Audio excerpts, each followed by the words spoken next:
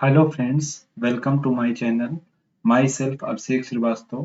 Friends, इस video में group second level first के प्रश्नों को हल करेंगे. इस वीडियो का उद्देश्य भारत स्किल क्वेश्चन बैंक के प्रश्नों का हल मात्र न होकर WSC कंप्लीट सिलेबस का रिवीजन कराना है. आपसे निवेदन है कि वीडियो को पूरा देखें और चैनल को शेयर, सब्सक्राइब व वीडियो को लाइक अवश्य करें.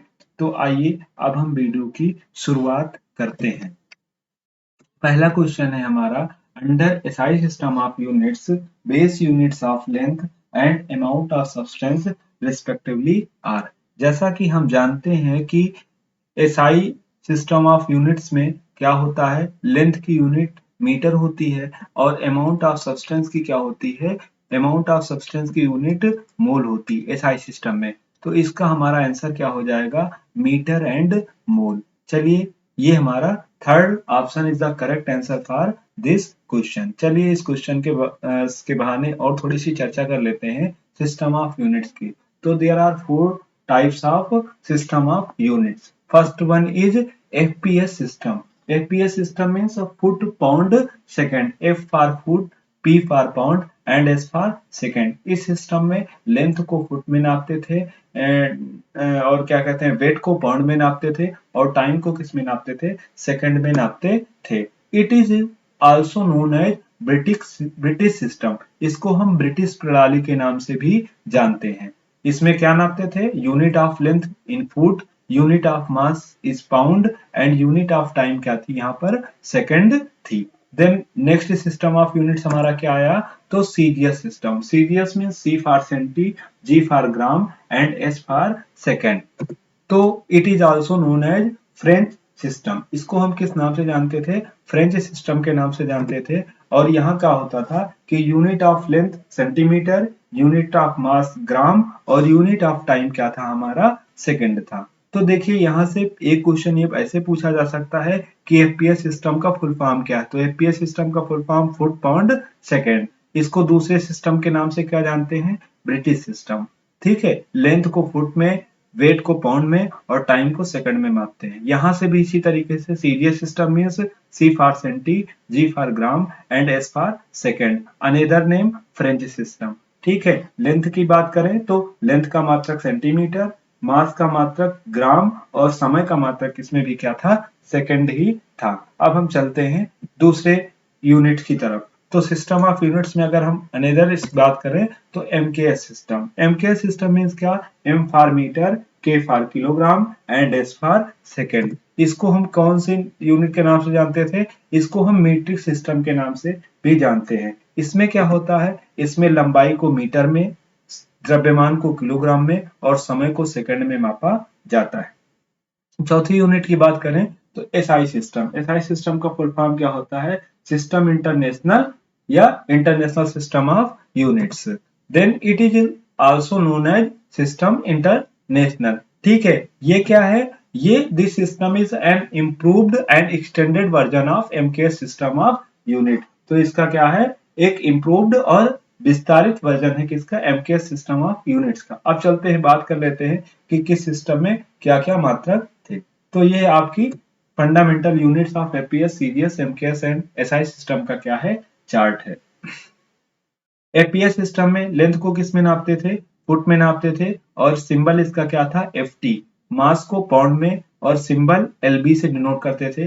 टाइम को सेकंड और एस से डिनोट करते हैं. करंट को एम्पियर, ए से डिनोट करते थे. टेम्परेचर फारेनहाइट, डिग्री फारेनहाइट और लाइट इंटेंसिटी कैंडेला. लेंथ की बात करें, सेंटीमीटर सीजीएस सिस्टम में सीएम से डिनोट करते हैं. मास ग्राम, जी से डिनोट करते हैं. सेकंड एस से ही डिनोट करते हैं. करंट को एम्पियर और टेम्परेचर का सेंटीग्रेड, डिग्री सेंटीग्रेड होता है. देन लाइट इंटेंसिटी की बात करें तो कैंडेला. तो लाइट इंटेंसिटी की बात करें तो चारों सिस्टम में, ब्रिटिश सिस्टम की बात करें या मीट्रिक सिस्टम, मीट्रिक यूनिट्स की बात करें या इंटरनेशनल यूनिट्स की बात करें, सारे में कैंडेला ही होता है. करंट का भी सारे में एम्पियर ही होता है. टाइम की बात करें तो टाइम का भी सारे में क्या, सेकंड ही होता है. बट यहाँ आपको याद रखना है, मास का सीजीएस सिस्टम में ग्राम होता है, MCAS सिस्टम में किलोग्राम होता है। ग्राम को G से डिनोट करते हैं और किलोग्राम को kg से डिनोट करते हैं। इंटरनेशनल सिस्टम में मास की यूनिट किलोग्राम होती है, kg से डिनोट करते हैं। देन आपको यहाँ रखना है कि ब्रिटिश सिस्टम में टेम्परेचर की यूनिट फ़ारेनहाइट है, CGS सिस्टम में टेम्परेचर की यूनिट सेंटीग्रेड है, MCAS सिस्टम में सेंटीग्रेड है और SI सिस्टम की अगर बात करें तो केल्विन है। तो ये आपके लिए क्या करते हैं, इंपॉर्टेंट टॉपिक है, इसको याद रखना है कि एफपी ब्रिटिश सिस्टम में फ़ारेनहाइट आपको मत नहीं भूलना है, सीजीएस सिस्टम में आएगा तो आपको सेंटीग्रेड टिक करना है, एमकेएस सिस्टम में आएगा तो आपको सेंटीग्रेड टिक करना है, बट इंटरनेशनल सिस्टम और एसआई सिस्टम में पूछेगा तो आपको केल्विन टिक करना है। तो ये हमारी बात थी fundamental units of FPS, CGS, MKS and SI system की। अब हम चलते हैं अपने नेक्स्ट क्वेश्चन की ओर। 1 गैलन इज, तो 1 गैलन कितने के बराबर होता है, 4.54 लीटर के बराबर होता है। गैलन क्या है, तो the gallon is unit of measurement for liquids, तो द्रव को मापने की क्या है, एक इकाई है, ठीक है, जो 8 पिंट्स के बराबर होता है, 8 पिंट्स के बराबर होता है। इन ब्रिटेन, अगर ब्रिटेन की बात करें तो ये 4.564 लीटर के समथिंग होता है, और अगर अमेरिका की बात करें तो अमेरिका में ये 3.785 लीटर के इक्वल होता है। तो गैलन क्या है, gallon is the unit of measurement for liquids that is equal to 8 pint, ये 8 पिंट के बराबर होता है। देन नेक्स्ट बात करते हैं, ये हमारा लीनियर इक्वेशन इन 2 वेरिएबल है। यहाँ पर दिया गया है 7x minus 5y equal to 45 and 2x plus 3y equal to 4। चलिए इसको सॉल्व करने का तरीका देखते हैं। तो इसको हम सॉल्व करते हैं सब्स्टिट्यूटिंग मेथड से। सब्स्टिट्यूटिंग मेथड क्या होता है, 7x minus 5y equal to 45। तो यहाँ से हम क्या करेंगे, यहाँ से x की वैल्यू निकाल लेंगे या y की वैल्यू क्या कर लेंगे, फाइंड आउट कर लेंगे। सपोज करिए x की वैल्यू फाइंड आउट कर रहे हैं, तो 7x इक्वल टू क्या हो जाएगा, 45 plus 5y, then x equals to 45 plus 5y by 7। ये वैल्यू आई है फ्रॉम फर्स्ट इक्वेशन, ठीक है, इस इक्वेशन से वैल्यू आई। इस वैल्यू को हम 2x plus 3y equals to 4 में क्या कर देंगे, पुट कर देंगे। तो सेकंड इक्वेशन आपके क्या है, 2x plus 3y equals to 4।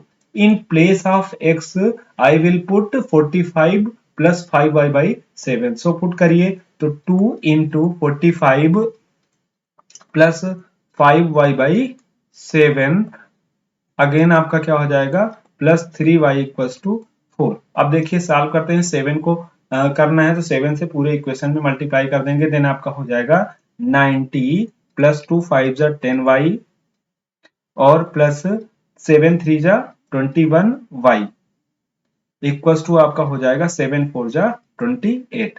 अब इसको सॉल्व कर लेते हैं, तो 21 और प्लस 10 कितना हो जाएगा, 31y। देन नेक्स्ट बात करते हैं, 31y हो जाएगा, और यहां से क्या करेंगे, 28 माइनस 90। तो आपका यहां से क्या हो जाएगा, आपको क्या मिल गया, 31y इक्वल्स टू आपको मिल गया 90 माइनस 28 मीन्स कितना, 10 माइनस 8 मीन्स 2 हो गया आपका, और 8 माइनस 2 मीन्स कितना हो गया आपका, 6 हो गया, माइनस 62। तो यहाँ से y की वैल्यू आपकी कितनी आ जाएगी, माइनस 62 बाई 31। तो 31 1 जा 30, 32। देन y की वैल्यू आपकी क्या आ जाएगी, यहाँ से -2, y इक्वल्स टू -2। अब y की वैल्यू हम पुट कर देंगे और x की वैल्यू मिल जाएगी। तो यहाँ पर y की वैल्यू अगर इसमें पुट कर देते हैं तो x इक्वल्स टू क्या हो जाएगा आपका, 45 plus 5 into, in place of y you will put -2, तो 5 इंटू -2 एंड y क्या हो जाएगा आपका 7। सॉल्व कर लीजिए, तो 45 माइनस 10 बाई 7 मीन्स आपका 35 बाई 7, 7 5 जा 35। तो आपका यहाँ से वैल्यू क्या मिल जाएगी, x equals to 5 and y equals to -2। Which option is correct, तो x equals to 5 and y equals to -2। आपका first option is the correct for this answer. Okay, then अब नेक्स्ट क्वेश्चन की ओर हम लोग मूव करते हैं। Next question की बात करते हैं, तो figure given below shows an application of, नीचे दिए गए चित्र के अनुप्रयोगों को दर्शाता है। Charles law, pascal law, Archimedes law और लेंज लॉ। तो कौन सा दर्शाता है, तो ये पास्कल लॉ को दर्शाता है। कौन से लॉ को दर्शाता है, पास्कल लॉ को दर्शाता है। एक बार हम लोग शॉर्ट में इन चारों लॉज को देख लेते हैं कि ये क्या क्या कौन से लॉ हैं, क्या स्टेटमेंट है इसका, जिससे हमें क्वेश्चन और आसानी से समझ में आ सके।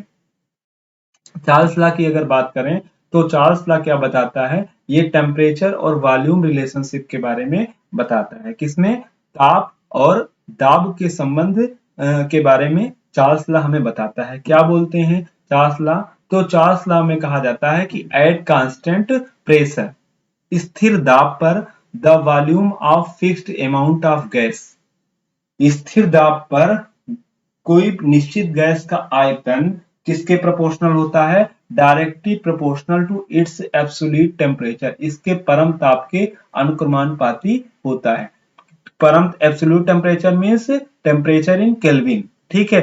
तो क्या बोला गया कि at constant temperature the volume of a fixed amount of gas, ठीक है, किसी निश्चित मात्रा की गैस का आयतन इसके परम ताप के समानुपाती होता है। तो यहां से आपको क्या मिलेगा? V1 upon T1 equals to V2 upon T2। Then इससे क्या होता है कि if three of the variables are known then fourth can be calculated. तो ये आपका क्या हो गया? Charles law. क्या होता है कि टेम्परेचर वॉल्यूम रिलेशनशिप बताता है। क्या बोलता है कि किसी भी निश्चित दाब पर, ठीक है, या स्थिर दाब पर किसी निश्चित गैस की मात्रा का आयतन उसके परम ताप के समानुपाती होता है, या एब्सोल्यूट टेम्परेचर के समानुपाती होता है। V1 upon T1 equals to V2 upon T2, ठीक है। देन नेक्स्ट पास्कल लॉ की बात करें तो पास्कल लॉ कहता है कि प्रेशर एट एनी पॉइंट, किसी बिंदु पर क्या दाब, इन ए बॉडी ऑफ फ्लड, ठीक है, किसी भी बिंदु पर body of flood is the same in every direction, ठीक है। तो प्रत्येक दिशाओं में दाब क्या होता है? समान होता है। Exerting equal force on equal area, ठीक है। अगर समान बल लगा रहे हो समान एरिया पर तो क्या होता है? प्रत्येक दिशाओं में दाब का मान क्या होता है? समान होता है। This works for gases and liquid, तो ये सिद्धांत किसके लिए काम करता है? गैस और द्रवों के लिए कार्य करता है। देन नेक्स्ट लॉ की बात कर लें तो इसका एप्लीकेशन देख लें तो इसका एप्लीकेशन आप लोग को कहां देखने को मिलेगा? तो हाइड्रोलिक सिस्टम में और न्यूमेटिक सिस्टम में पास्कल लॉ का आपको एप्लीकेशन देखने को मिल जाएगा। देन आर्किमिडीज प्रिंसिपल की बात करेंगे तो आर्किमिडीज प्रिंसिपल क्या कहता है कि जो उत्प्लावन बल का मान होता है, जब किसी भी वस्तु को क्या कहते हैं, किसी भी वस्तु को किसी द्रव में पूर्णतया या आंशिक रूप से डुबोया जाता है तो उस वस्तु द्वारा जितना क्या कहते हैं, वो वस्तु जितने भार को हटाती है, ठीक है, वेट ऑफ फ्लड, जितने द्रव्य के भार को हटाती है, बॉडी डिस्प्लेस करती है, उतना ही बल क्या लगता है? अपवर्ड डायरेक्शन में ऊपर की ओर लगता है, at the centre of mass, ठीक है, द्रव्यमान केंद्र पर ऊपर की ओर लगता है, ठीक है। तो आर्किमिडीज प्रिंसिपल क्या कहता है? आर्किमिडीज प्रिंसिपल के अनुसार ऊपर की ओर लगाए गए उत्प्लावन बल का मान क्या होता है कि यदि वस्तु पूर्णतया आंतरिक रूप से डुबोई जाती है, आंशिक रूप से डुबोई जाती है, तो उसके द्वारा विस्थापित द्रव के भार के बराबर बल ऊपर की ओर उसके द्रव्यमान केंद्र पर क्या करता है? लगता है। ये कौन बताता है? आर्किमिडीज प्रिंसिपल के माध्यम से हमें पता चलता है। तो the value of thrust force, जो उत्प्लावन बल का मान है, वो आर्किमिडीज लॉ से पता लगता है, जिसे आर्किमिडीज द्वारा दिया गया था। देन हम लास्ट की बात कर लें, Lenz law. And induced current always flow in a direction such that it opposes the change which produce it, ठीक है। तो लेंज लॉ के मुताबिक क्या कहते हैं? इंड्यूस्ड करंट हमेशा उसी दिशा, always flow in a direction, उसी दिशा में बहती है और ये उन्हीं कारणों का विरोध करती है जिसके कारण ये प्रोड्यूस होती है। तो इंड्यूस्ड करंट की दिशा इस प्रकार होती है कि ये उसी कारणों का विरोध करती है जिसके कारण ये स्वयं उत्पन्न होती है या प्रोड्यूस होती है। तो ये आपके 4 लॉ थे। कौन से लॉ हमने पढ़े? Pascal law, Archimedes law, Lenz law, और हमने कौन सा एक लॉ पढ़ा? तो एक लॉ हमने चार्ल्स लॉ पढ़ा। चार्ल्स लॉ क्या है? Temperature volume relationship. Pascal law क्या है कि किसी बिंदु पर द्रव क्या होता है, दाब का मान क्या होता है? समान होता है। यूज कहाँ इसका? हाइड्रोलिक सिस्टम और न्यूमेटिक सिस्टम में। आर्किमिडीज प्रिंसिपल क्या बोलता है? तो आर्किमिडीज प्रिंसिपल बायनॉट फोर्स या उत्प्लवन बल का मान बताता है, ठीक है। देन लेंज लॉ क्या है? तो लेंज लॉ में आपका क्या होता है कि जो इंड्यूस्ड करंट होती है, ठीक है, जो प्रेरित करंट होती है वो सदैव उसी कारणों का इस दिशा में उस दिशा में बहती है और इस प्रकार से बहती है कि वो उसी कारणों का विरोध करती है जिसके कारण से वो उत्पन्न होती है। तो ये था आज की वीडियो में, बस इतना ही। आपको हम नेक्स्ट वीडियो में आगे के प्रश्नों को हल करेंगे। हमारी पुरानी वीडियोस को देखने के लिए डिस्क्रिप्शन बॉक्स में दिए गए लिंक पर अवश्य क्लिक करें। थैंक्स।